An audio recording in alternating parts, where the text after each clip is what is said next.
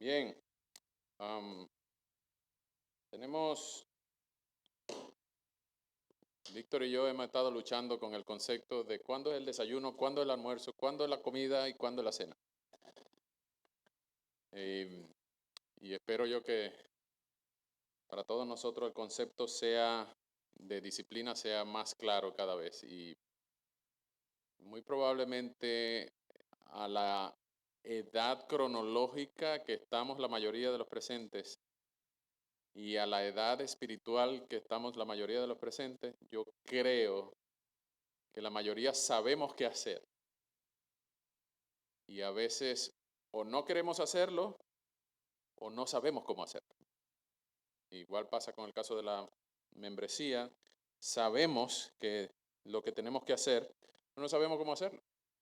Liderazgo, pluralidad y paridad de liderazgo, sabemos lo que tenemos que hacer, pero no sabemos cómo hacerlo.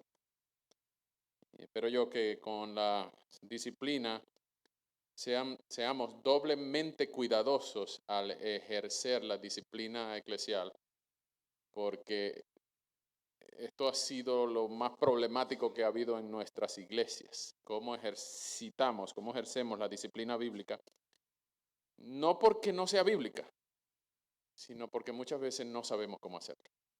Y las cosas que hacemos las hacemos más por tradición que por convicción. Entonces, permítame compartir 2 puntos en esta segunda sesión. Esta segunda sesión la hemos llamado Fundamentos Congregacionales de la Disciplina Eclesial.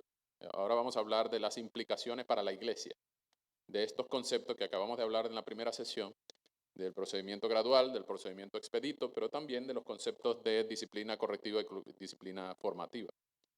Estos 2 puntos que vamos a ver en los fundamentos congregacionales de la disciplina eclesial, los he titulado primero la intención de la disciplina, y segundo,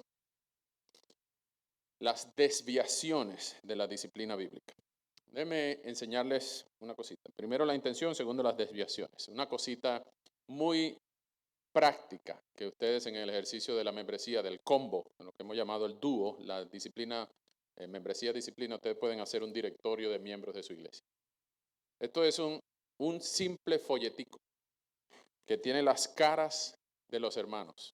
Sirve para orar, sirve para que se conozcan, sirve para saber cuándo cumple año cada uno, sirve para saber, así se llama la hermana fulanita. Sirve para saber en qué fecha se bautizó el hermano. No ponemos la fecha de nacimiento completa, solamente día y mes. No podemos poner el año.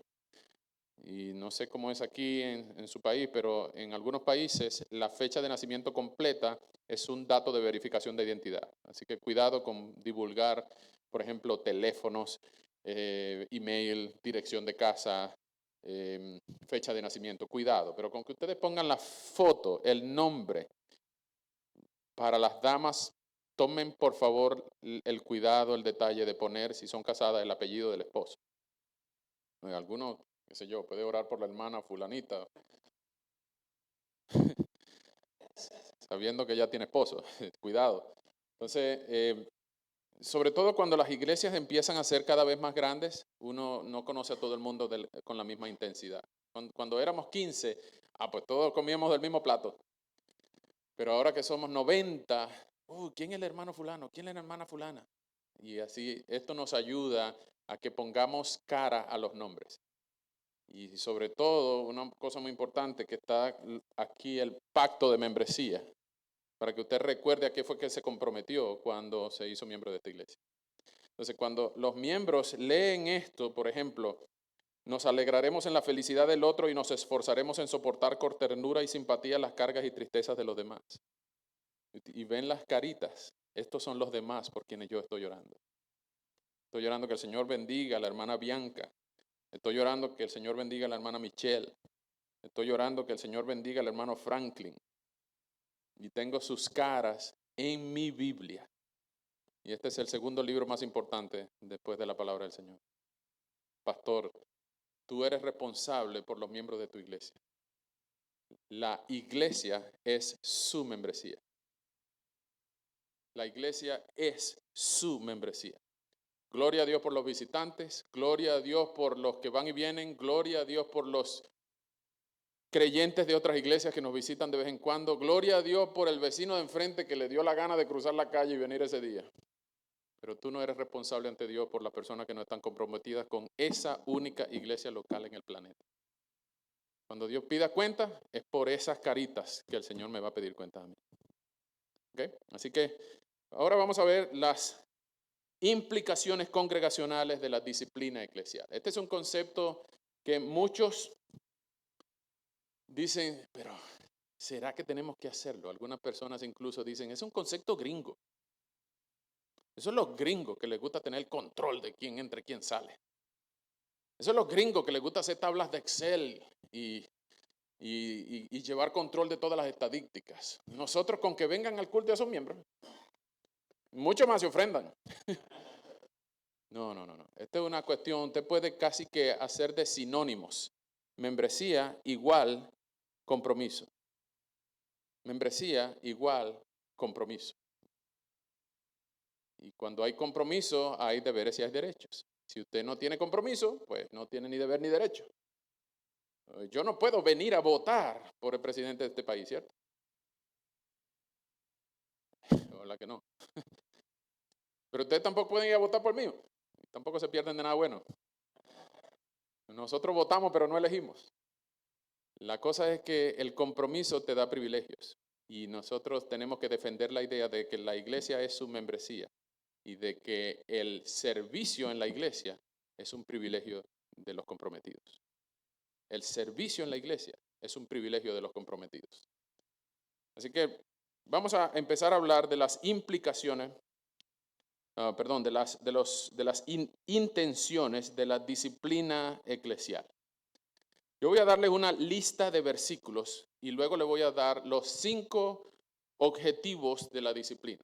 ¿Okay? No los vamos a poder leer todos, por supuesto, pero algunos de ellos usted los va a encontrar familiares.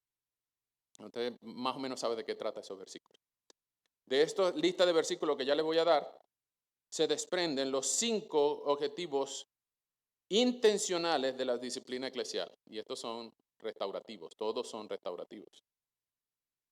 Anoten, Hebreos 12, 1 al 12. Hebreos 12, 1 al 12. Mateo 18, 15 al 17. Mateo 18, 15 al 17. Primera de Corintios 5, 5. Primera de Corintios 5, 5. Gálatas 6, 1. Gálatas 6, 1. Primera de Corintios 5, 11. 5, 11 de Primera de Corintios. Primera de Timoteo 5, 20. Primera de Timoteo 5, 20. Hebreos 10, 24 y 25. Hebreos 10, 24 y 25. Efesios 5, 27. Efesios 5, 27. Apocalipsis 21, 2. Apocalipsis 21, 2. Mateo 5, 13 al 16. Mateo 5, 13 al 16. Juan 13, 35. Juan 13, 35. Hechos 5, versículos 10 al 14. Hechos 5, versículos 10 al 14. Deuteronomio 5, 11. Deuteronomio 5, 11. Juan 15, 8. Juan 15, 8. Efesios 1, 4. Efesios 1, 4. Y Primera de Pedro 2, 12. Primera de Pedro 2, 12. Ok. Estos son los 5 objetivos de la disciplina. Voy a comentar brevemente respecto a cada uno. La disciplina restauradora de la iglesia tiene 5 propósitos. Usted puede encontrar estos 5 propósitos en el libro anaranjado de Jonathan Leeman respecto a la disciplina. Les debo la página. Lo primero es para el arrepentimiento, reconciliación y el crecimiento espiritual de la persona sujeta a disciplina. Para el arrepentimiento, la reconciliación, el crecimiento espiritual de la persona en disciplina.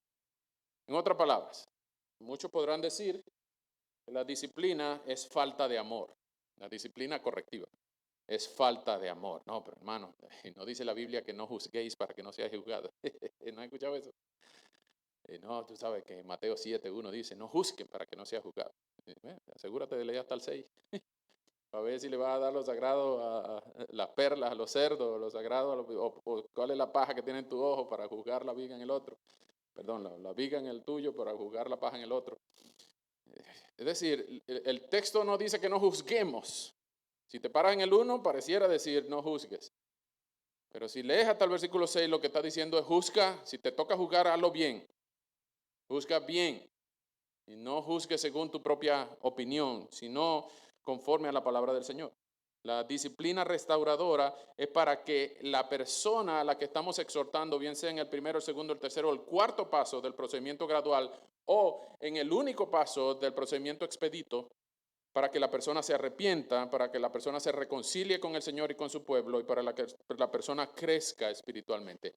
Nunca disciplinamos correctivamente para hacerle daño intencional a la persona. Nunca.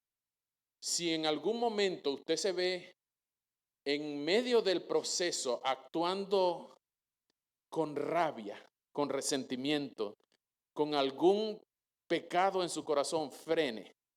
Hasta los mismos jueces, si hay algún juez presente o algún abogado, sabe que los mismos jueces cuando están involucrados de manera personal en un caso, ellos se recusan y dicen, no, yo no puedo actuar en este caso porque tengo implicaciones personales. Entonces, por eso es que nosotros tenemos que entender que el proceso de la disciplina es un acto de amor. Es un acto de amor. Estamos tratando de hacer entender a esta persona que está caminando en un pecado, que tiene que reconciliarse con Dios y con su pueblo y que tiene que crecer espiritualmente.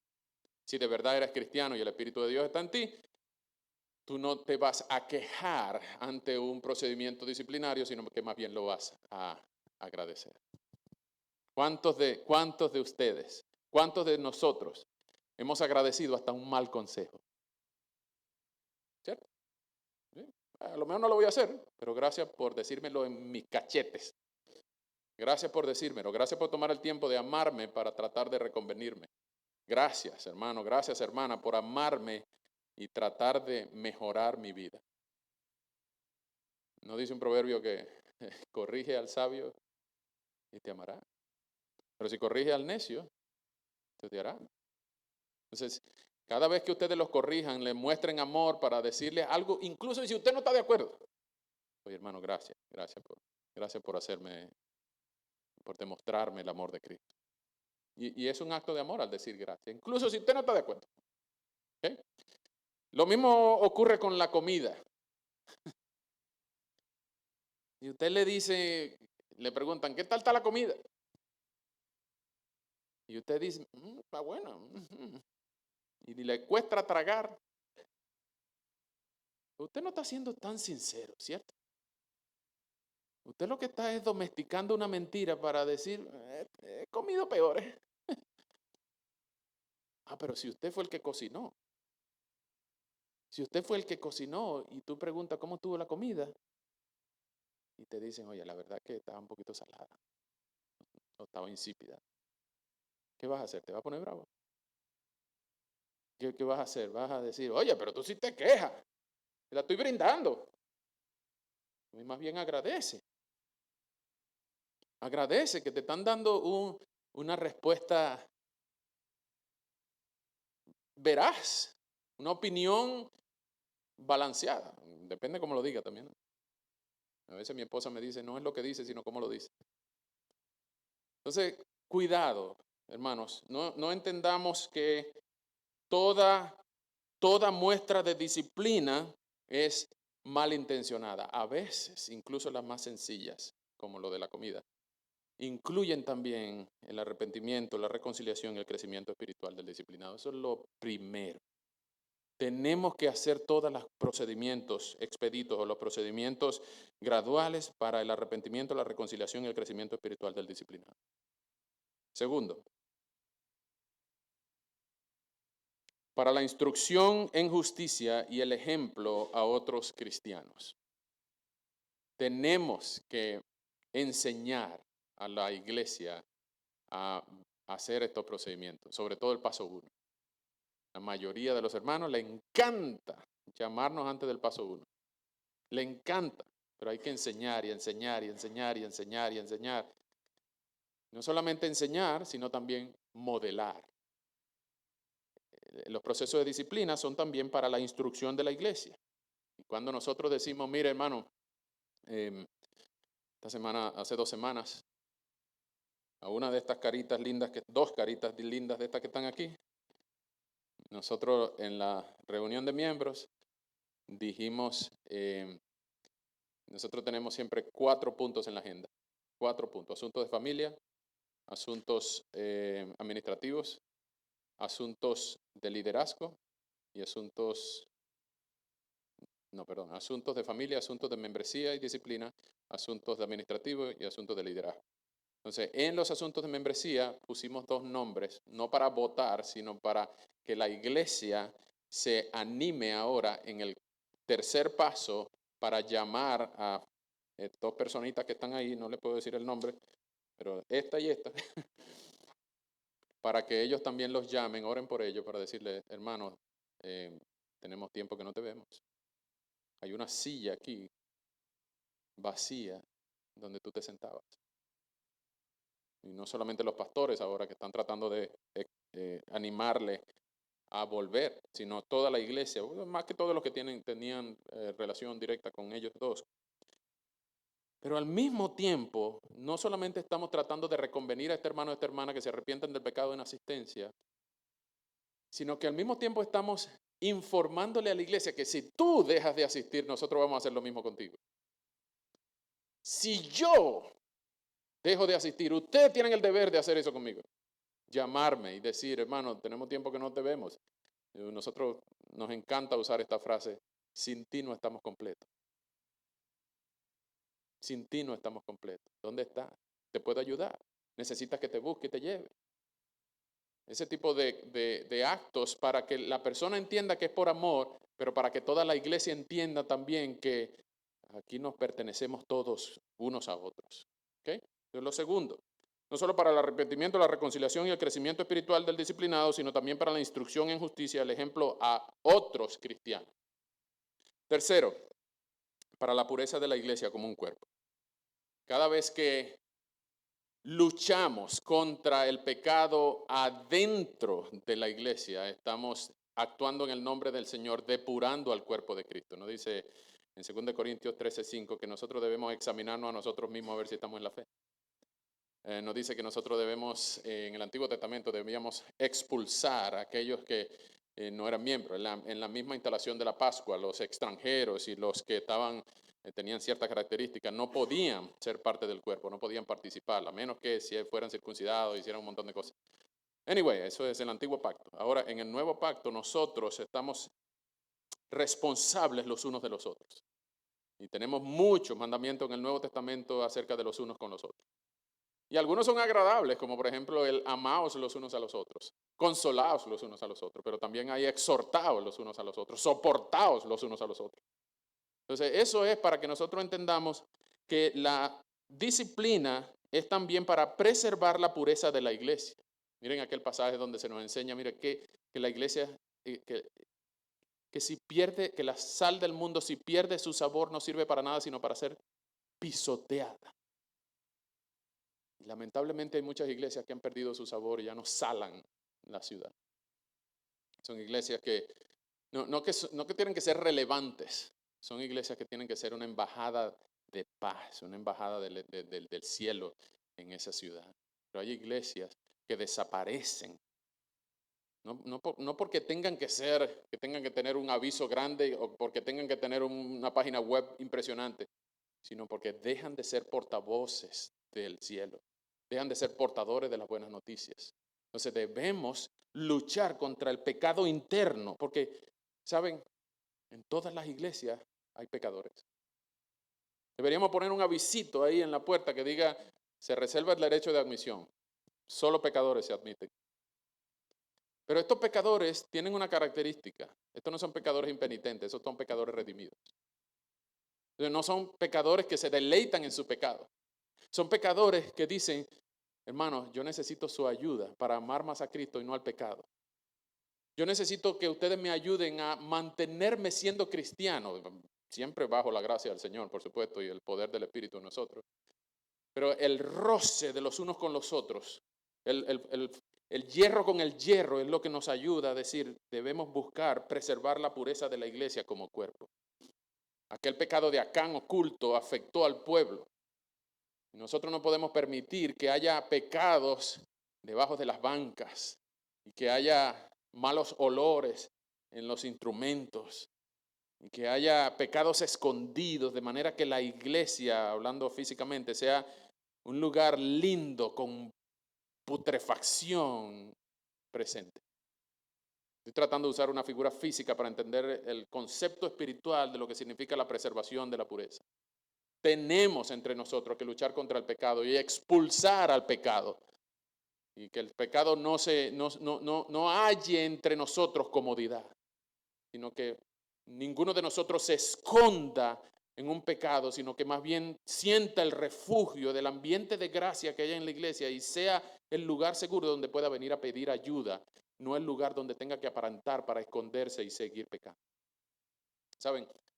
En Estados Unidos ahora mismo, en estos años ha habido mucho revuelo con el escándalo de los pedófilos y los gente que se esconde dentro de la iglesia. La iglesia es el perfecto ambiente para esconderte si tú eres un depredador sexual, así lo llaman.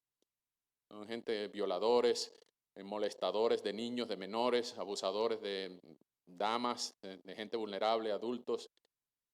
Y la iglesia es el lugar perfecto para que un depredador pecaminoso se camufle entre la gracia y el abrazo de las personas presentes. Y por eso nosotros no debemos llamar tan rápido a cualquier visitante, no debemos tan rápido llamarlo hermano. Y nosotros somos tan evangélicos que todo el que llega, bienvenido hermano, bienvenido. Es un grandísimo pecador que va rumbo al infierno. Y tú lo estás llamando hermano. No le estás haciendo un favor, dándole una falsa seguridad de salvación. No le estás demostrando que él necesita ser confrontado con su pecado. Entonces, se necesita que todos luchemos para preservar la pureza de la iglesia como un cuerpo, incluyendo si el que necesita ser exhortado soy yo. Incluyendo si el que necesita ser exhortado, disciplinado, es uno de los pastores. Incluyendo que el que necesita ser exhortado, disciplinado, eres tú. Pero si nosotros se nos aproxima a alguien a llamarnos la atención por esto o aquello, y nosotros inmediatamente sacamos nuestro carné pastoral, diciendo, ¿qué te crees tú? Es lo que me dijo aquel. ¿Qué te crees tú, imbécil? Ubícate. Yo soy el pastor de aquí. Yo soy la cuarta persona de la Trinidad. Yo soy 4 veces santo, yo no peco. ¿Por qué tú crees que yo soy pastor de aquí? Wow. Wow. Que Dios nos ayude a que esos niveles de arrogancia nunca jamás caractericen a un siervo de Dios, contradigan la semejanza a Cristo, el ejemplo perfecto que tenemos los consiervos. Al contrario, cuando a ti, hermano pastor, hermana amada, vengan a corregirte, agradece. Gracias. Y con un gracias tú puedes terminar la conversación. Gracias.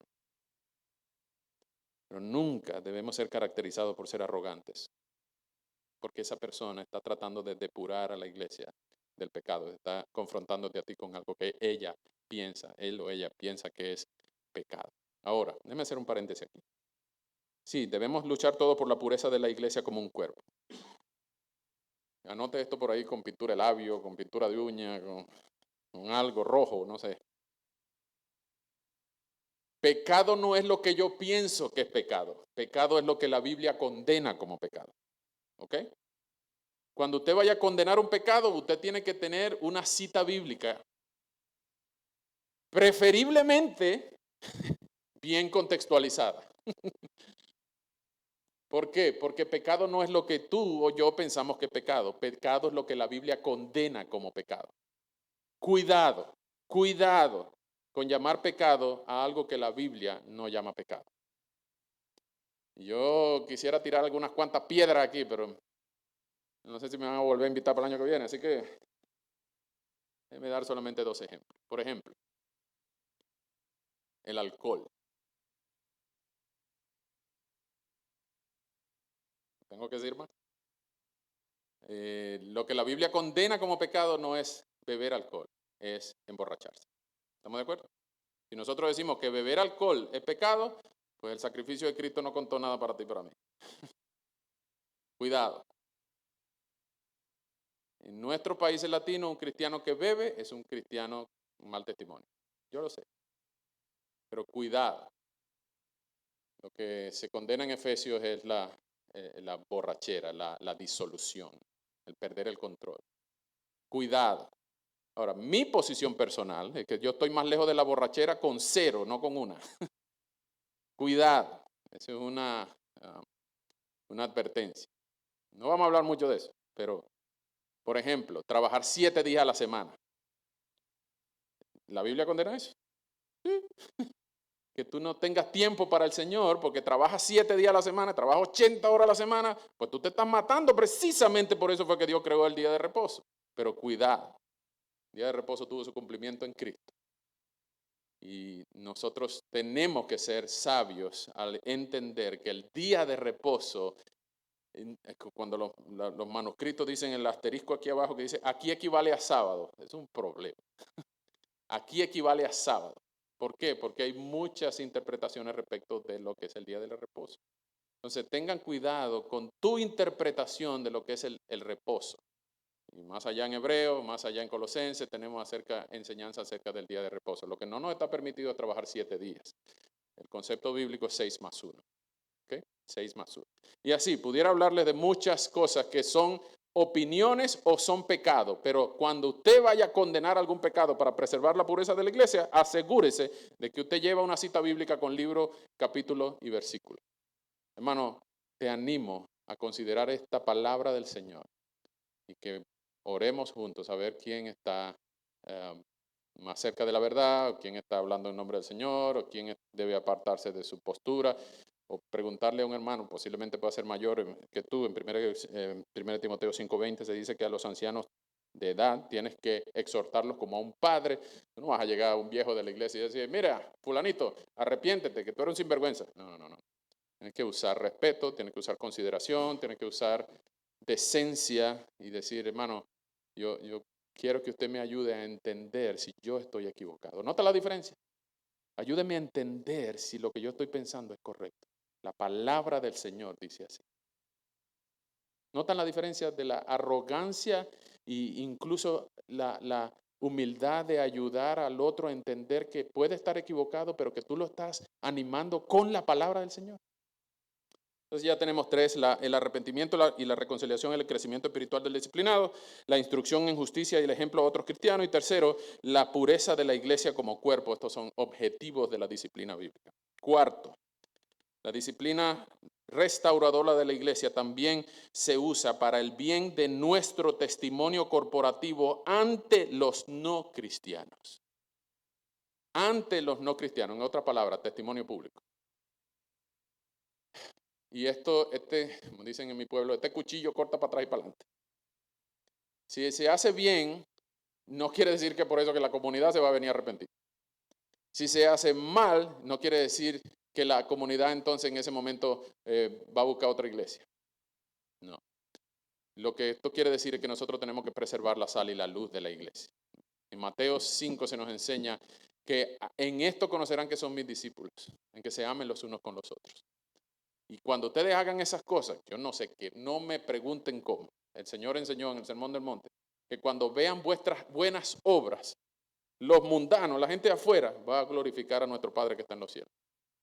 No sé cómo, de verdad, no sé cómo.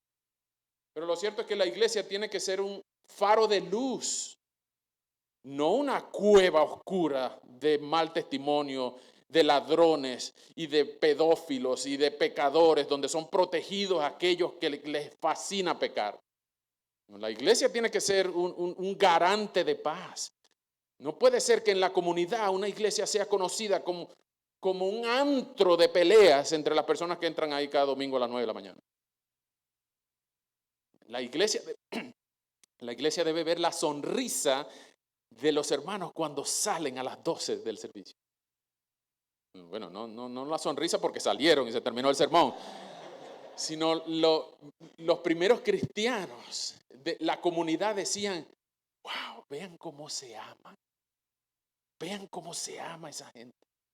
Y era un testimonio público de decir, yo quiero pertenecer, yo quiero tener lo que ellos tienen. Porque el testimonio público de los primeros cristianos incluso estaban dispuestos a morir por la causa de Cristo. Estaban dispuestos a morir los unos por los otros. Que hay varios testimonios históricos que ustedes pueden ver. El testimonio de Felicidad, la primera señorita, mujer mártir, por no delatar a sus hermanos, los protegió. La película de Richard Wurdenbrand, que se llama Torturado por Cristo, de Open Doors y ¿cómo que se llama? La iglesiaperseguida.com. Pueden encontrar esta película. Prepárense con pañuelos y cualquier cosa que les ayude a secarse las lágrimas. Esta es una película fuerte acerca del comunismo en Rumania. Y hay testimonios donde los hermanos se protegían a ellos mismos, no solamente para la pureza de la iglesia como cuerpo, sino para el testimonio corporativo de la iglesia ante los no cristianos. Y somos buenos para eso. Nosotros nos cuidamos del qué dirán. Nos cuidamos de qué van a decir los vecinos. Sobre todo cuando el equipo de alabanza está a las 10, 11 de la noche ensayando y hay apartamentos a los lados. ¿Qué van a decir los vecinos? Bueno, que digan lo que digan. Ellos nunca van a decir nada bueno del Señor por causa del testimonio de la iglesia. Y tampoco nos debemos dejar guiar por eso, pero no debemos ser piedra de tropiezo para la comunidad. Debemos practicar la disciplina bíblica. No puede ser. Nosotros tuvimos un caso en Venezuela. No puede ser que la comunidad sepa que en esta iglesia, no en la mía, en una iglesia amiga, allí hay gritos, hay peleas, a los niños se les pega inconsolablemente, inmisericordiamente. La policía llega en cada servicio para apartar hermanos peleando. Y un testimonio, una desgracia en esa esquina donde había problemas cada domingo. Imagínense esto, tuvieron que empezar a hacer los cultos a puerta cerrada. Porque la comunidad traía la policía para evitar que a los niños, a las mujeres les pegaran. No puede ser. No puede ser. La iglesia tiene que ser un faro de luz en la comunidad. La iglesia tiene que ser el refugio de aquellos que necesitan ayuda. La iglesia tiene que ser la garante de la consejería bíblica, la garante de la moralidad en la ciudad. La iglesia tiene que ser la embajadora del cielo en donde está sembrada. Y no me refiero al edificio, sino a la gente donde viven. La vecina de al lado tuyo, el señor que pasea el perrito, el peluquero que te peina, que te corta el cabello.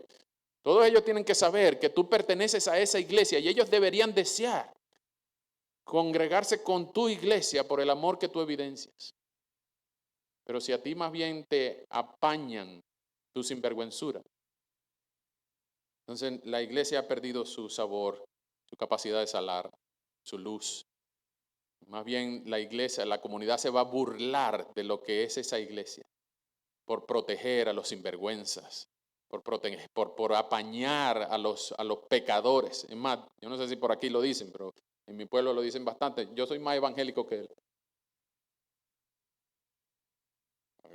Para evangélico ese es un sinvergüenza, ese es un grandísimo chismoso. Yo soy más cristiano que él, dicen los mundanos. Seguramente en esa iglesia no están ejercitando bien la disciplina bíblica. Y por último, 5. La disciplina restauradora de la iglesia, no solamente para el arrepentimiento, la reconciliación y el crecimiento espiritual del disciplinado, para la instrucción en la justicia y el ejemplo de otros cristianos. 3, para la pureza de la iglesia como cuerpo. 4, para el bien de nuestro testimonio corporativo a los no cristianos. Y por último, supremamente para la gloria del Dios Santo. Para la gloria del Dios Santo. La iglesia debe practicar la disciplina bíblica, restauradora, porque Dios dispuso así que nosotros vigiláramos la santidad del pueblo. Y los pastores son encargados de vigilar, de coordinar, de supervisar la santidad del pueblo que Dios les ha encargado como ovejas. No podemos, imagínense aquella, ¿te acuerdan de la parábola de los labradores malvados? El dueño de la viña salió y se fue a un viaje largo y dejó a unos labradores. Los labradores empezaron a sacarle plata a la viña y saca y cosecha y siembra.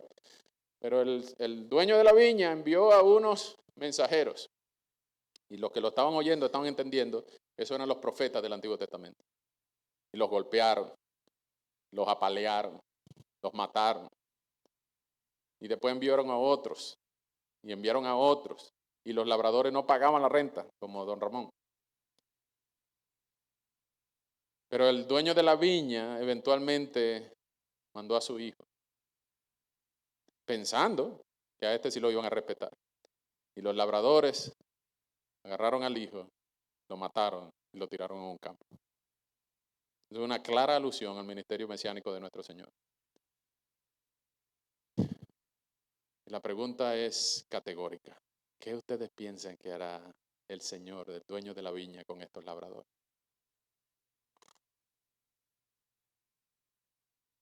Yo no quiero ni imaginarme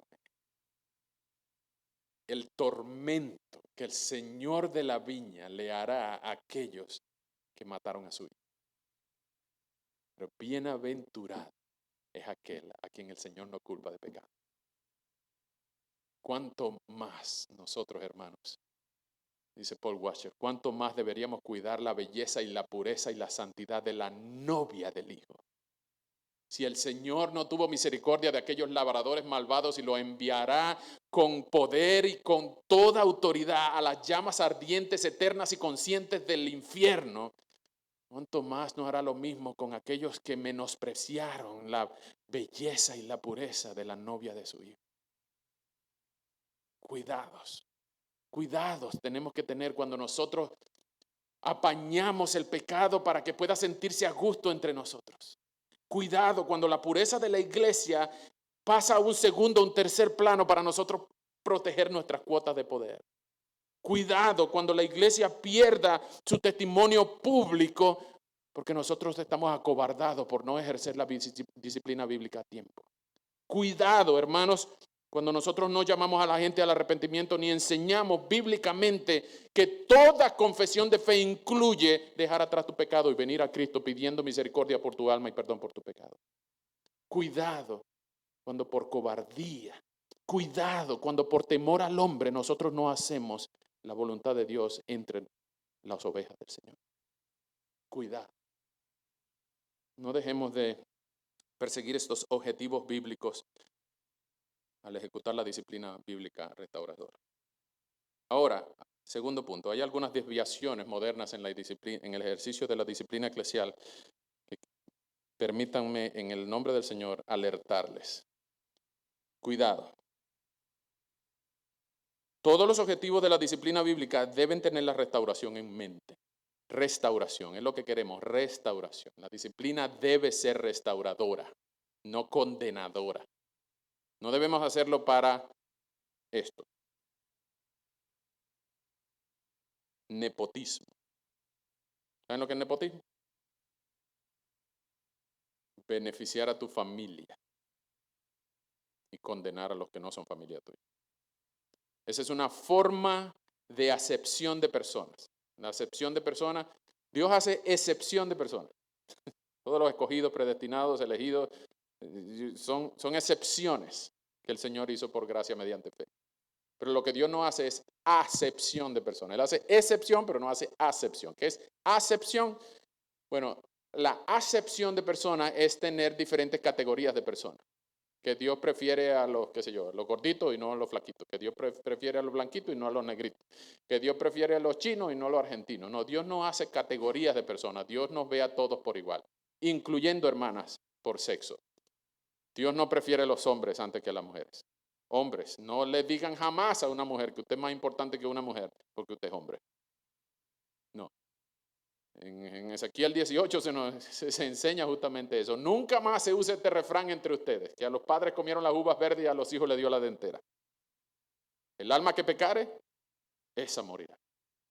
Entonces nosotros somos responsables por nuestro pecado, incluyendo nuestros familiares. No protejas a tus familiares más de lo que proteges a las demás ovejas del Señor. No porque sea tu hija o tu hija, hay que apañarle más el pecado. No porque sea tu papá, tú no vas a votar en contra en la reunión de miembros. No porque sea la hermana o el sobrino del pastor fulano, tú mejor no te metes ahí porque vas a salir perdiendo. Cuidado. Todos estamos ante el mismo plano de importancia, dignidad y valor ante el Señor. Ninguno es más importante que otro. Yo por ser pastor no valgo más que cualquier oveja. Todos tenemos la misma importancia ante el Señor. Yo lo que tengo un rol diferente. Pero ustedes deben ser tan cuidadosos en exhortarme a mí igual que exhortan al hermano fulanito. Y nosotros no debemos hacer acepción de personas, mucho menos si es familia. No es verdad que una de las características de 1 Timoteo 3 es que el que no gobierna bien su casa, ¿cómo pretende gobernar la iglesia del Señor? Entonces, mucho más se les exige a la familia de los líderes. Ahora, cuidado, sabiduría. Los hijos de los pastores, sobre todo los chiquitos, andan corriendo entre banca y banca, que tumban el púlpito, dañan la guitarra y rompen cualquier cosa. Ellos no son pastorcitos, ellos no tienen que cumplir los requisitos bíblicos de 1 Timoteo 3. Es su papá, ellos no. Entonces ustedes no tienen por qué exigirle una santidad superior al hijito del pastor y no a la hijita de la fulanita de la hermana tal. Todos los niños son bienvenidos en nuestras reuniones. Tienen que portarse bien. Tienen que portarse bien. No, yo les digo, no, corran todo lo que quieran. A mí me fascina ver a los niños corriendo, pero no se golpeen, no se caigan, no se dañen, no se rajen. No queremos ver sangre aquí. ¿Ok? La única sangre que fue derramada fue la sangre de Cristo, no la sangre de ninguno en la iglesia. Entonces, cuidado. No debemos exigirle super santidad a los niños chiquitos de los pastores. Igual a las esposas de los consiervos. Hermana, realízate, date cuenta que sí, tú tienes una exigencia mayor. Tú no eres pastora, pero tú tienes un rol muy, muy particular en la iglesia.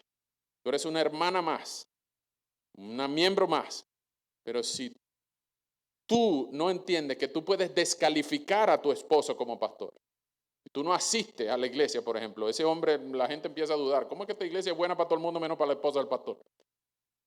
Cuidado, ¿ok? No es pastora, pero ese es un rol crítico es muy visible, la esposa del pastor es muy visible, cómo se viste, cómo habla, no es una consejera gratis, tú no eres una consejera gratis, cuidado, pero tampoco eres la líder de las damas predeterminada por default, no, cuidado, hay que usar sabiduría también en él.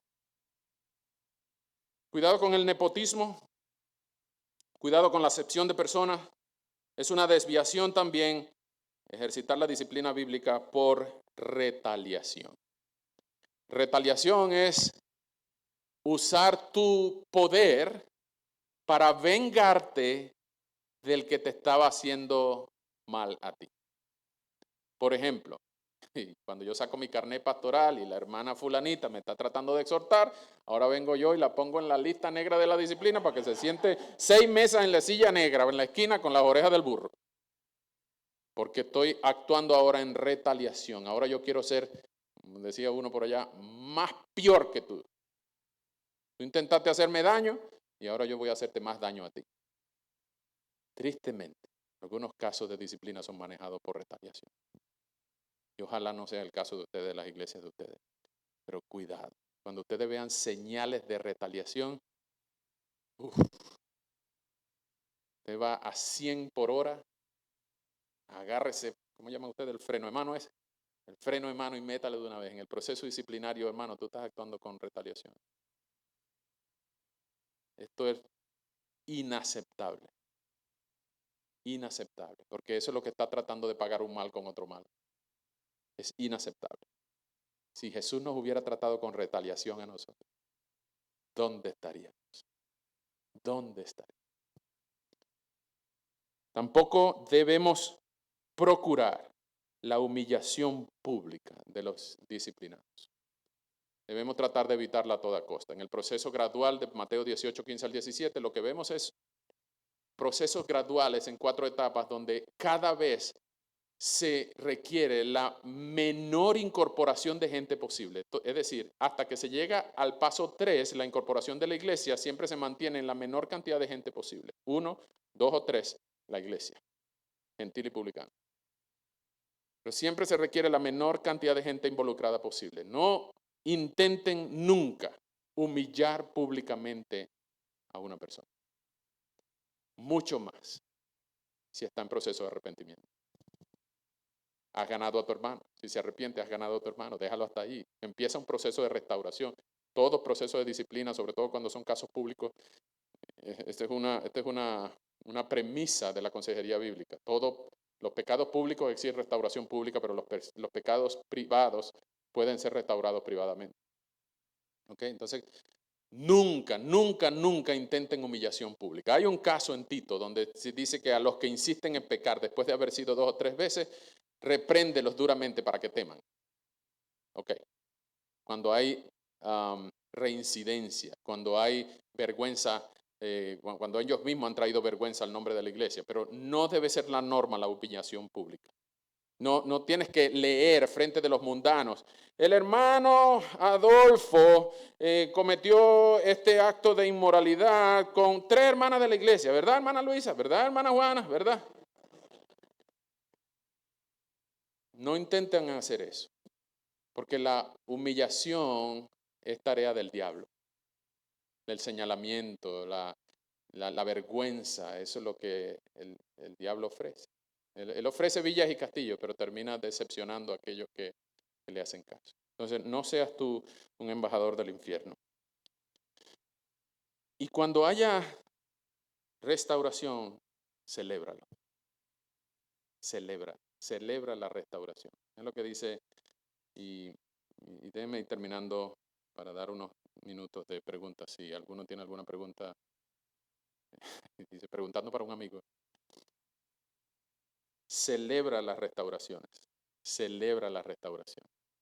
Cuando Pablo manda aquella segunda carta, lo que tenemos como la segunda carta a los Corintios, algunos difieren si era el hombre incestuoso del capítulo 5 en la primera carta. Algunos dicen que sí, algunos dicen que no, pero lo cierto es que en 2 Corintios, en el capítulo 2, en el versículo 6, dice, le basta a tal persona la reprensión hecha por la mayoría. Ellos tenían alguna manera de saber cuál era la mayoría. No sé si votaban, no sabemos si tenían una hoja de Excel, una macro, no sabemos si tenían un poll en la pantalla, votación por palito, por papelito, no sabemos. Pero le basta a tal persona la reprensión hecha por muchos. Versículo 7. Así que, al contrario, vosotros más bien debéis perdonarle y consolarle para que no sea consumido de demasiada tristeza, por lo cual os ruego que confirmen su amor para con él. Es decir, cuando hay restauración, cuando hay arrepentimiento, celebren. No lo calle. Dice, mira, el hermano fulano, qué sé yo, el hermano fulano era, dígame un pecado ahí que no sea tan escandaloso. Era un borracho. Mire, el hermano confesó su pecado, se está apartando, tiene 6 meses sobrio. Nunca más ha tomado, está recuperando su familia, recuperó su trabajo. Nosotros queremos celebrar con él. No van a celebrar con, tú sabes. Pero quizá darle un reconocimiento, un diploma, una placa, un abrazo, un beso, lo que quieran darle. No le vayan a dar un vasito. Lo que quiero decir es que uno promueve lo que celebra. Uno promueve lo que celebra. La mayoría de nuestra iglesia celebran aniversarios. Pero si tú promueves celebraciones que no tienen que ver con cumplimiento de años cronológicos, sino como por ejemplo, el hermano fulano tiene 1 año sobrio, celébralo. La hermana fulana se graduó, la familia tal tuvo un bebé, o el hermano fulano dio un estudio bíblico en la universidad y compartió el evangelio con 10. Celebra. Celebra porque tú te conviertes, tú creas cultura de aquellas cosas que celebras. Y así tenemos que tener pendiente, hermano, las ventajas y las desventajas, ya la vamos a hablar dentro de un rato, ventajas y desventajas de la práctica de la disciplina restauradora, con la intención siempre de la restauración y de entender que Dios preserva a su pueblo, la pureza y la santidad de su pueblo a través de su mismo pueblo. ¿Okay? Me dijeron hasta las 12:20, pero tenemos 10 minutos para divertirnos aquí. ¿Ok? Si hay alguna pregunta o hay algún mecanismo con el que quieren que usemos la pregunta, ¿hay algún micrófono para que se oiga bien? Hermano.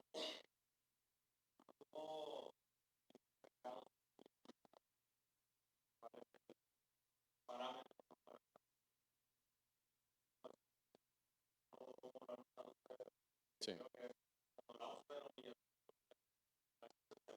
sí.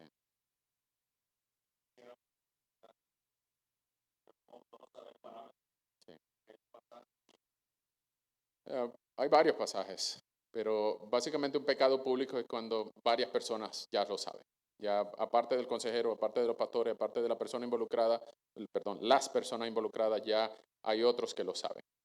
Esta es una de las cosas en lo que los pastores, hermanas amadas, esposas de pastores presentes, sepan que nosotros no tenemos permiso para contarle a ustedes los casos de consejería.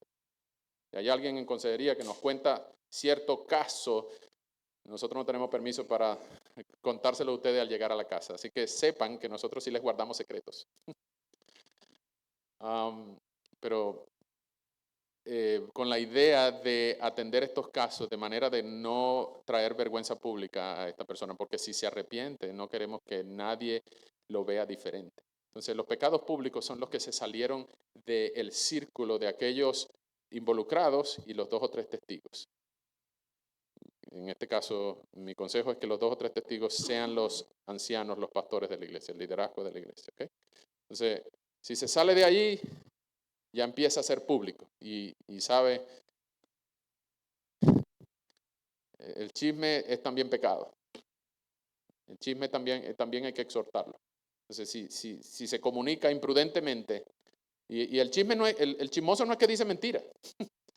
El chismoso lo que hace es cometer una imprudencia, regar la información a quien no debe. ¿Okay? Cuidado.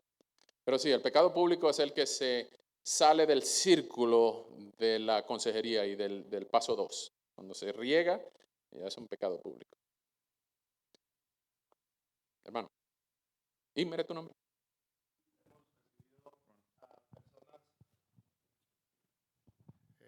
Que llegan a conocer del Señor ya adultos, que en el mundo llegaron de un divorcio, una relación, y llegan como solteros a la iglesia. Entonces, preguntarle si es correcto. Tenemos un caso así de 2 personas ya mayores que llegaron solteras.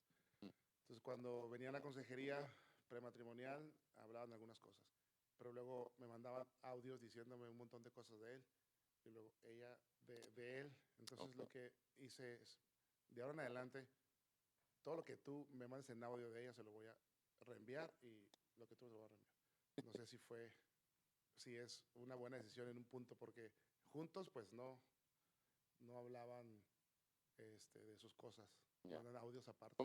¿Cómo podemos llamar eso que no sea chisme? No sé. Cuando alguien te dice algo de alguien, de un tercero, y viene este tercero y te dice algo del segundo, entonces eso es chisme.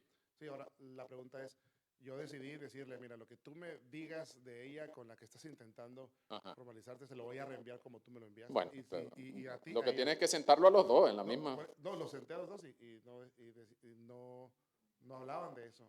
Sí. Y tenía más valor hacerlo aparte. Yeah. Entonces.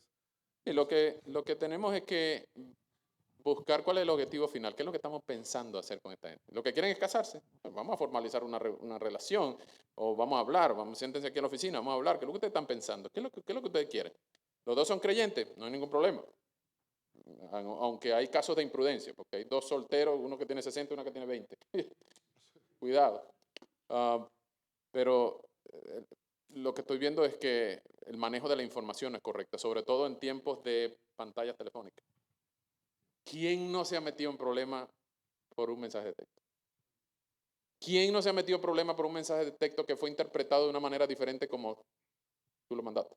Entonces, el manejo de las comunicaciones es difícil. Por eso es que es preferible cara a cara. Cara a cara.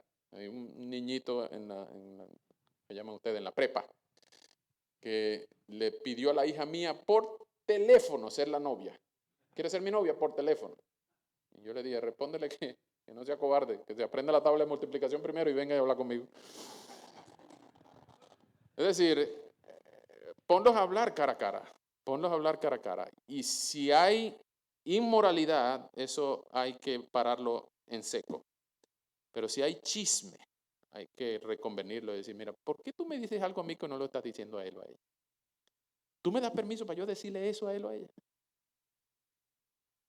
Nosotros tenemos que ser firmes en la consejería, firmes pero tiernos. El Señor fue firme pero tierno.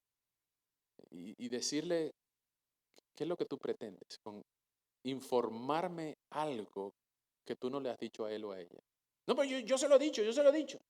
Y dice, bueno, y si no te hizo caso a mí, ¿por qué me va a hacer, a ti, por qué me va a hacer caso a mí? Vamos a sentarnos los tres a hablar. Cuando yo estaba enamorando a mi esposa, una muchacha que yo sospechaba que ella estaba enamorada de mí. Yo sospechaba. Y yo no es que era Brad Pitt, pero cuando uno tiene un micrófono, uno se pone bonito. ¿Cierto? Entonces esta muchacha me estaba diciendo cosas de la que eventualmente iba a ser esposa mía. No, que no te cases con ella por esto y aquello que lo otro, y que ella es aquello y ella es lo otro. Y yo, así es la cosa. Espérate. Y llamé a la que ahora es esposa mía y dije, siéntese ahí. ¿Lo que tú me estabas diciendo de ella? No, tú sabes que quizás fue un malentendido. A lo mejor no entendí bien. Hay que ponerlos a hablar cara a cara y evitar malos entendidos. ¿Cuántas iglesias no se han dividido por un malentendido, por un chisme? Entonces hay que pararlo en seco. Hay que ponerlos a hablar frente a frente. ¿Contestada la pregunta, hermano? Nos quedan unos minutos.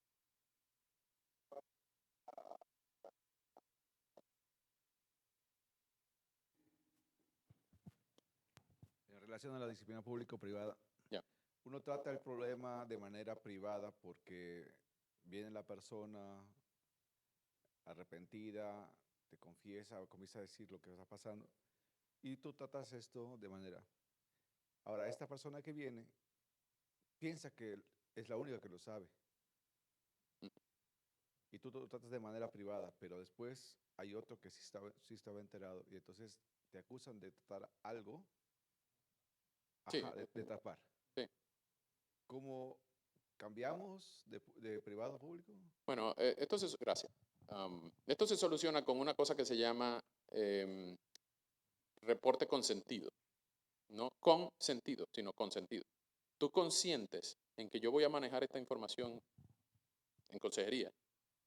Yo no te puedo garantizar confidencialidad. Nunca garanticen confidencialidad. Garanticen privacidad, pero no confidencialidad. ¿Por qué? Porque cuando a ti te están diciendo cualquier cosa, usted se imagine la cantidad de cosas que pueden llevar una consejería. Algunas veces puede incluir un delito, un crimen, y tú no puedes mantenerte confidencial. Ese es un punto de honor del mundo católico. Eso se llama el secreto de confesión. Ni la policía puede forzar al cura para que revele lo que dijo el sinvergüenza este. Es más, el cura le perdona los pecados a los narcos con un Padre Nuestro y 3 Ave María, o a la inversa, no recuerdo cuál es. Tengo tiempo que no voy. Lo cierto es que el cura promete confidencialidad. Los pastores no podemos prometer confidencialidad. Ahora, lo que tú sí puedes, y sobre todo si tú ejerces la consejería de manera profesional o no profesional, oficialmente, tú puedes ponerlo a firmar un reporte consentido. Dice, el aconsejado entiende que el consejero manejará esta información no con confidencialidad, sino con privacidad y sabiduría. De manera que él puede hablar con los involucrados. Tú tienes que decirle, mira, Si tú tienes problemas matrimoniales, tú tienes que entender que yo voy a hablar con tu esposa. O si, por ejemplo, en este caso, mira, tú me estás hablando de aquella persona, tú tienes que entender que yo voy a hablar con él.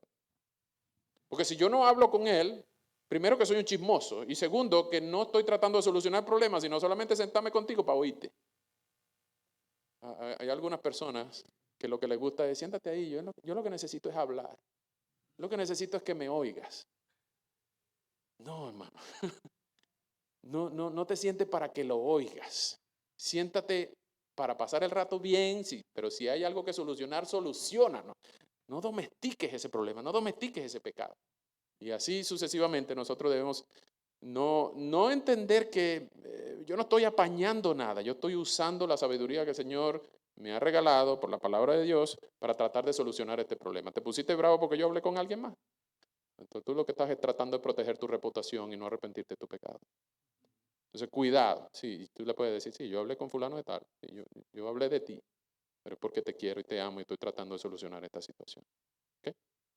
¿Contestaba la pregunta? Más o menos. Por ahí vamos. Ok, ya creo que se nos acabó el tiempo, pero no se nos acabaron las preguntas. ¿A qué hora nos vemos? A la 1. 15 minutos. ¿A qué hora viene la comida?